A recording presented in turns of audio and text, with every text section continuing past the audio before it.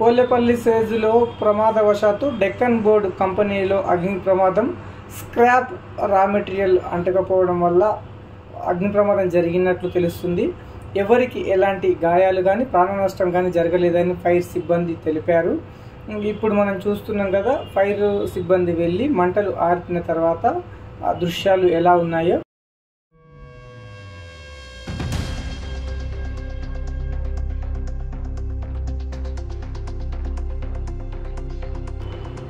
Deccan board కంపెనీలో మంటలు అంటుకున్నాయి, పొగ వస్తుందని విషయం తెలిసిన వెంటనే స్పందించిన ఫైర్ సిబ్బంది వెంటనే డెక్కన్ బోర్డ్ కంపెనీ దగ్గరికి వెళ్ళి మంటలు ఆర్పేసిన దృశ్యాలు మనం చూస్తున్నాం.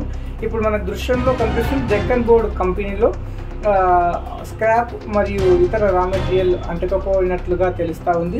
ప్రాణ నష్టం, ఆస్తి నష్టం ఎంత జరిగింది ఏంటి అని తెలియదు. ఫైర్ స్టేషన్ సిబ్బంది అందించిన వివరాల ప్రకారం ఇప్పటివరకైతే ఎలాంటి ప్రాణ నష్టం జరగలేదు. ఈ కంపెనీలో ట్రాన్స్ఫార్మర్ లోపల వాడే ముడి వస్తువులు తయారు చేస్తున్నట్లుగా తెలుస్తూ ఉంది.